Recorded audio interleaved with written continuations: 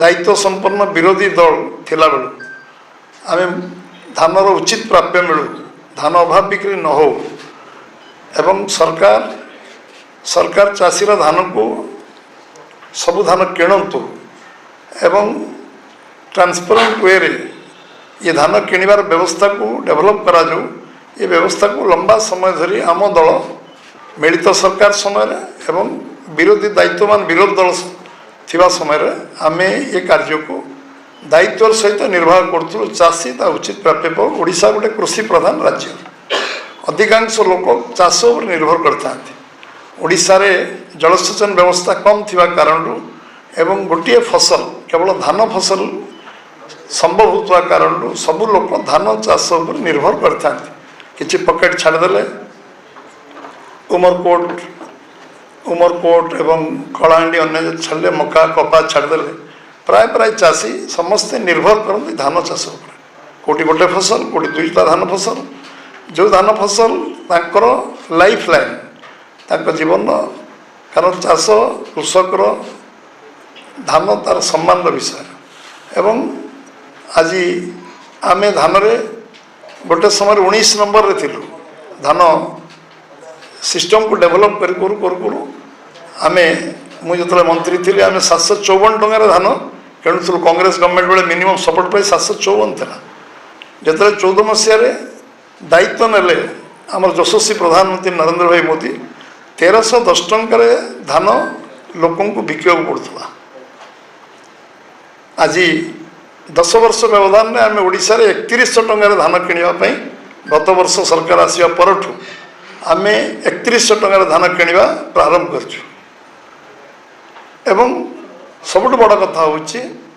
चाषीर रोजगार को द्विगुणा करवा से पीएम किसान योजना सीएम किसान योजना दिया किंतु धान 1310 रु 3100 टंका पहुँचवा एवं 10-11 वर्ष भितर पहुँचवा ये ओडिशा सरकार आसवा पर आमे गत थर धान किणीचु 27,000 कोटी टंकार 27,000 कोटी टंकार 3100 टका क्विंटाल धान किणीचु 91 लक्ष मेट्रिक टन 92 लक्ष मेट्रिक टन पाखापाखि धान आम ओडिशा रे प्रोक्योरमेंट करचु खरीफ और रबी अंश 23-24 रे आम 24-25 रे कहली आप 27,000 कोटी 16 लक्ष 60,000 चाषी आम धान किणीचु एवं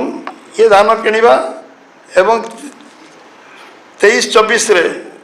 पूर्व सरकार आमर ये धान किणी 58 लक्ष मेट्रिक टन 58.04 मेट्रिक टन किणी एवं एथिरे 13,000 कोटी टंकार धान से एप्रोक्सीमेटली किणी जेहेतु 100 केते टंका धान क्विंटाल बढ़िला केंद्र में 13,000 कोटी टंका आमे गत थर 27,000 कोटी टंकार धान गत वर्ष किणी पर वर्ष बीजेडी शेष वर्ष विषय में कहली आमर 13,000 कोटीटा 27,000 कोटी मैंने 2 गुणा टंका चाषीर पॉकेट को गला चाषीर अंटी को गला एवं ये फिगर पाखे जो कहूँ तो ब्लैक एंड व्हाइट फिगर समस्ते जानिबा दरकार एवं आमे एपर्यंत धान 2025-26 प्रोक्योरमेंट वर्ष आम धान किणिलुणु टिल टुडे 61 लक्ष मेट्रिक टन धान आम किणी सारू 17,500 कोटी टंका चाषी पॉकेट को गला चाषी अंटी को गला एवं ये धान आम 13,91,000 चाषी किणीचु धान अधिकांश जिले में धान किणा 90% अतिक्रांत है को जिले में 95% भी अतिक्रांत है धान किणा अब्याहत अच्छी ये धान किणा चलो जदिन पर्यटन चाषी पाखे धान अच्छी से धान किणा चाषी को धान किणा एक हजम कर आम विरोधी भाई माने हजम कर धान किणा ये गोटे एक राजनीतिक व्यवस्था बोली विरोधी राजनीतिक दल मैंने भावुं जे आम धान किणा को लेकिन आम यदि कन्फ्यूजन तैयारी करूँ गत वर्ष कन्फ्यूजन तैयारी चेष्टा करते किंतु सफल हो पारे ए वर्ष धान किणा को लेकिन पुणी से कन्फ्यूजन तैयारी करने लगी मुझे कही रखे जे धान किणा आम ट्रांसपेरेंट वे धान किणुचु टोकन व्यवस्था fast token second token third token पर्यटन दि सारा दरकार पड़े आहरी टोकन दिज्व जिते धान लोक पाखे धान किणवा दायित्व हूँ सरकार आज आम सरकार आम दायित्व संपन्न सरकारी दलर मुख्यमंत्री पर्यंत मुख्यमंत्री ठारू विधायक पर्यंत एवं आम दलर जो माने सीनियर लीडर समाने मंडी बुली बुली एक मॉनिटरिंग करचंती एवं स्थिति को आलोचना पर्यालोचना करचंती को जगार किसी त्रुटि विच्युति न रो चाषी धान बिकबार कौन असुविधा न हो ये व्यवस्था को बहुत कष्ट सिस्टम को स्ट्रेंथेन करिवार चेष्टा कराई दिन थिला लोक डिस्ट्रेस सेल केवल सबुआड़े चलूला 200 टंकार धान क्विंटाल बिक्री है 150 टंकार धान क्विंटाल बिक्री है जो राजनीति जीवन में आम शुणुलु आमको भी कष्ट होता आज धान किणा सिस्टम बुद्धि आम 19 नंबर 2 नंबर राज्य रे पहुँची गलु बहुत वर्ष तलू एग्रीकल्चर टुडे जो मैगजीन सी एथर आमको सबुठु बेस्ट स्टेट सबुठु धान किणारे उत्तम राज्य धान फसल एवं फसल अमल एवं प्रोक्योरमेंट आमको राज्य कही इंडिया टुडे गोटे एग्रीकल्चर टुडे रे आमको ए पुरस्कृत कराई मुझे कहवाक चाहे जे जो प्रतिपक्ष माने किसी विषय चर्चा आलोचना करुँच जो माने जो मिडिल मैन मानकर ये व्यवसायगत प्रॉब्लम हो गला जो माने को धरिकी ये धान किणार व्यवस्था को अव्यवस्था करने चेष्टा करूँ से माने विव्रत अच्छा जे राजनीति एत करवा उचित नुहे चाषीर उन्नति हेल्ले ओडिशार उन्नति हम पर कैपिटा इनकम ओडिशार अभिवृद्धि हेल्ले ओडिशा समृद्ध हम विकसित भारत हम आशार अर्थनीति कृषक गोटे बड़ सब बड़ भूमिका रही चाषीर रोजगार बढ़िले देशर आर्थिक विकास हम ये सब कथा को ध्यान में रखिकी जो माने एतिरे अमृत भांडे विष पकेबार चेष्टा करुँच जनसाधारण क्षमा देवे नहीं लोक ब्लैक एंड व्हाइट लोक कहते 3100 टंका आज चाष बढ़ी 58 लक्ष 91 लक्ष आप कंपेयर करूँ 24-25 जदि 23-24 प्रोक्योरमेंट हो 58 लक्ष एवं 24-25 प्रोक्योरमेंट हो 91 लक्ष 92 लक्ष पाखापाखि 13,000 कोटी टंका चाषी पाक जाऊँगी पर वर्ष 27,000 कोटी टंका चाषी पकेट को जाऊँगी ये विषय से माने राति रे सोई पारुना चाषी को विभ्रांत चाषी ठीक बुझी चाषी मन में कन्फ्यूजन नहीं चाषी उचित पैसा पाँच प्राप्य पाँच आज जो भारतीय जनता पार्टी और भारतीय जनता पार्टी सरकार मोहन माझी नेतृत्व सरकार जो कथा आम कहीचु संकल्प पत्र कही 3100 टका क्विंटाल धान दबू 3100 क्विंटाल देचु किसी लोक विभ्रांत कर 3100 टंका नुह यहाँ संकल्प पत्र पढ़ु विजु जनता दल जो नेतृत्व पढ़ु संकल्प पत्र आम 3100 टंका लिखीचु 3100 टका दौचु कन्फ्यूज करने को लोक मन में जो चिंता से करी तार ब्रेकअप अन्य काढ़ुंट संकल्प पत्र ब्लैक एंड व्हाइट समस्त अच्छी ना आम नहीं पढ़ु संकल्प पत्र आम 3100 टका धान क्विंटाल लिखीचु कि अन्य कौन लिखीचु एवं विधानसभा को बंद कर सारा ओडिशा को जो विभ्रांत करुँच से अपचेष्टा करुँच से कार्य सफल से माने हेबे नहीं एटा गोटे पॉलिटिकल इश्यू नुह एटा गोटे सेंसिटिव इश्यू चाषीर रोजगार को द्विगुणा करा जो संकल्प भारतीय जनता पार्टी नहीं चाषी रोजगार को द्विगुणित करा आज आम डीबीटी माध्यम 24 घंटा 48 घंटा भितर आम अकाउंट को पैसा पठाऊँ मिडिल मैनशिप बंद हो आगु धान किणुला आम धान कस्टम मिलिंग मिलन को धान दौचु से मिलिंग करके एफसीआई को देवे और आमर दैनंदिन जो 5 किलो चाउल 5 वर्ष 80 कोटी लोक चाउल दवाई प्रधान संकल्प कर चाउल ओडिशार 4.5 कोटी जनसाधारण को जो चाउल दवाई जो माने तार परिसरभुक्त अच्छा समस्त को चाउल देवार दायित्व से अच्छे अन्य राज्य को आम सबुठ बेसी चाउल ओडिशा कंट्रीब्यूट करुच्छा ओडिशा आज 1 नंबर राज्य में पहुँचार सामर्थ्य रखुचे आम चाषी मैंने अखंड परिश्रम कर 99 लाख मेट्रिक टन प्रोडक्शन रू आम आसिक आज 1.5 लाख मेट्रिक टन रे पहुँचवा छोटिया कथा नुह आम चाषी कठिन परिश्रम कर परिश्रम तार निष्ठा पर उद्यम एवं प्रतिकूल परिस्थिति हो अनुकूल परिस्थिति हो चाष करी ओडिशार अर्थनीति को बढ़ावा जो संकल्प ता मनोबल को भांगा नुहे ता मनोबल को बढ़ावा हूँ आमर नैतिक कर्तव्य मु मोर प्रतिपक्ष विजु जनता दल कांग्रेस रो नेता मानू नेतृत्व मानू मु निश्चित भाव कहि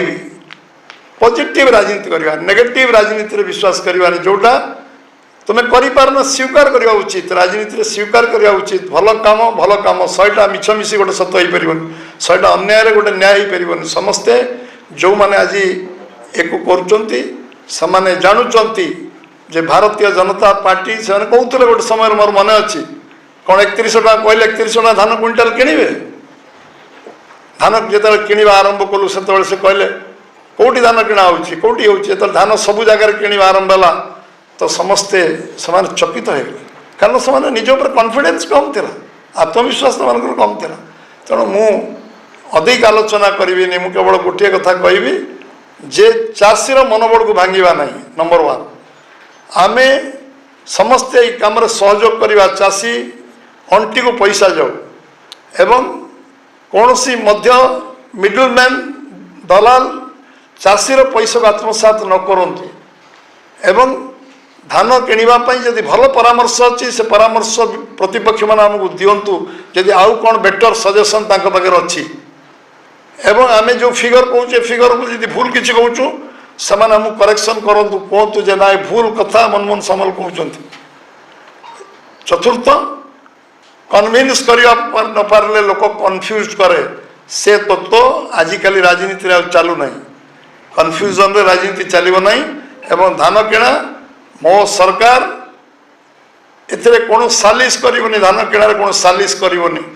कौन सी प्रकार कंप्रोमाइज हम ना आम सरकार दृढ़ अच्छी दृढ़ होगी चाषीर स्वार्थ को बराबर देखिवो एवं आम जो संकल्प नहीं संकल्प को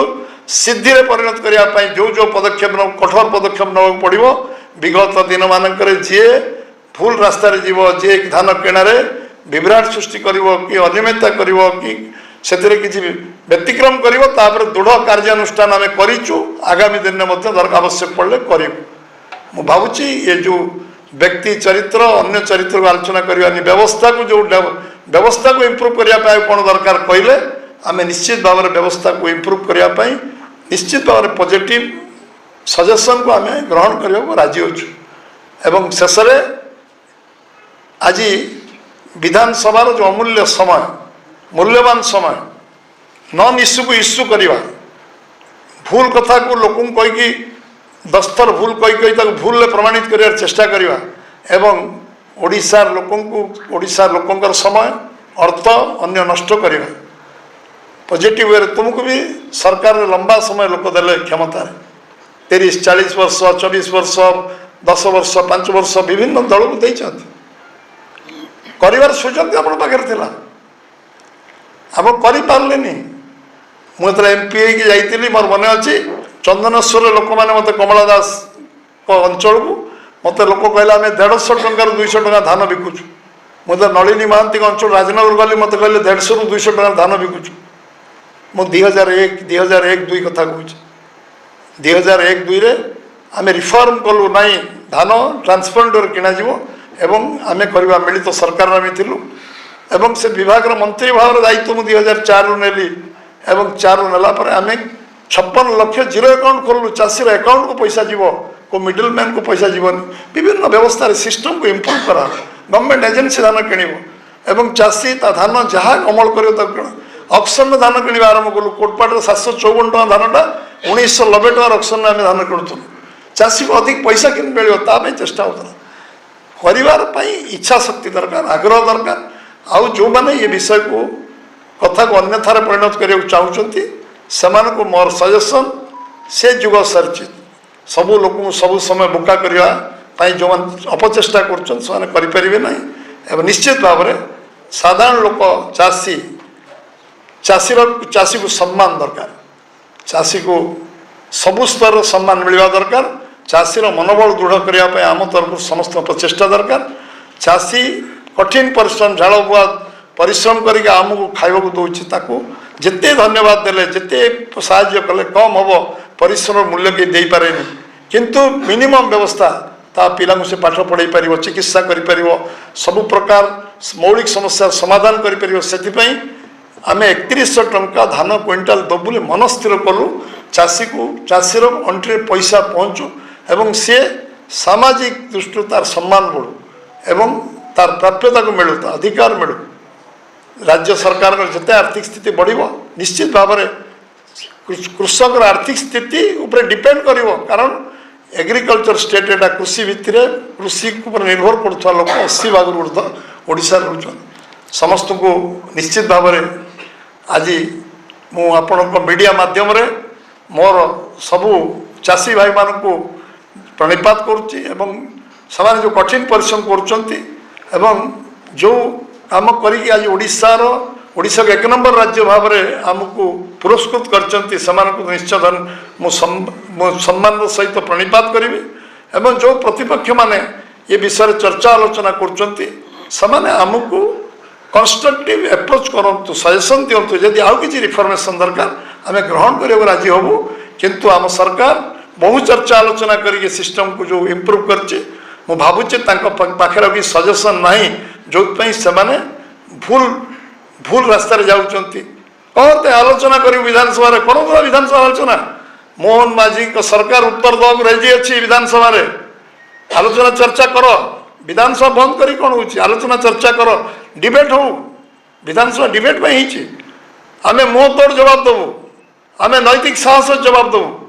ସେ ଜବାବର ଉତ୍ତର ସେମାନେ ପାଇଯିବେ। ଆଲୋଚନା କଲେ ସେମାନେ ବିଧାନସଭାରେ ପରାସ୍ତ ହେବେ, ବିଧାନସଭାରେ ନୈତିକତା ହରାଇବେ। ସେଥିପାଇଁ ଭୟରେ ସେମାନେ ଆଲୋଚନା କରିବାକୁ ଦେଉନାହାନ୍ତି।